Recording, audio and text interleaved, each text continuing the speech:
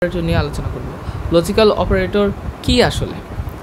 Logic মানে যুক্তি, এখানে যুক্তি নিয়ে আমরা আলোচনা করব সহজ ভাষা। কেমন যুক্তি?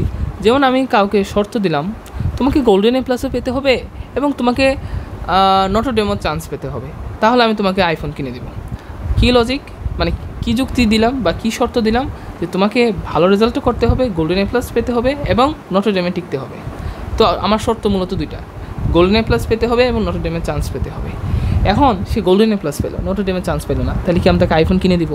না, অবশ্যই না। কারণ আমি তো বলছি যে তোমাকে গোল্ডেনও পাইতে হইব, নটর ডেমেও চান্স পাওয়া লাগবো, কিন্তু সে তো গোল্ডেন পাইছে, নটর ডেমের চান্স পায় নাই, তাহলে তো আইফোনের প্রশ্নই আসে না। এখন সে গোল্ডেন পায় নাই কোনো একটা সাবজেক্টে, ধরেন আইসিটিতে তার এ প্লাস ছুটে গেছে, কিন্তু সে নটর ডেমের চান্স পেয়ে গেছে, এখন কি তাকে আমি আইফোন কিনে দিব? প্রশ্নই আসে না। সে গোল্ডেন পায় নাই, আমি তো বলছি গোল্ডেন পাওয়া লাগবো এবং নটর ডেমও চান্স পাওয়া লাগবো, সে তো গোল্ডেন পায় নাই, তাহলে তো প্রশ্ন আসে না। এখন সে গোল্ডেনও পাইলো, নটর ডেমও টিকলো, তো এই ক্ষেত্রেই কেবল আমি তাকে আইফোন কিনে দেবো। এখন আমার শর্তটা যদি এরকম হতো, তোমাকে গোল্ডেন পেতে হবে অথবা নটর ডেমে চান্স পেতে হবে, এই ক্ষেত্রে কী হবে? সে গোল্ডেন পেলো, নটর ডেমে চান্স পেলো না, তাও আমি তাকে আইফোন দিব।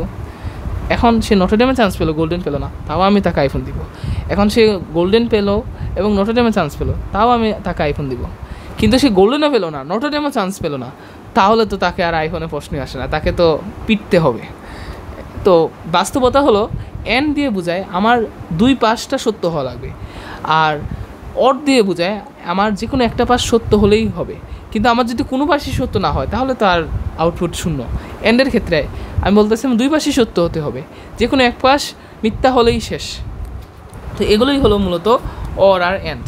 তো এন্ড সিম্বল যেগুলো আছে, এইগুলো দ্বারা মূলত এন্ড অপারেশন বোঝায়। আমি বলতেছি 0 and 1 মানে সত্য এবং মিথ্যা। সত্য এবং মিথ্যার আউটপুট কত? মিথ্যা। কারণ একটা তো মিথ্যা আছে, আমি আউটপুট যদি দেখাই আপনাকে, 0 0 দ্বারা মিথ্যা বোঝায়। এখন যদি এটাও 1 হতো, তাহলে তো আমার আউটপুট কী আসতো? 1ই আসতো, আউটপুট 1 আসছে। আর যদি আমি অর বুঝাতে চাই, অর অথবা বোঝানোর জন্য এই রকম সিম্বল কই গেল, এই যে এই সিম্বলটা ইউজ করবো, এটা দ্বারা অর বোঝায়।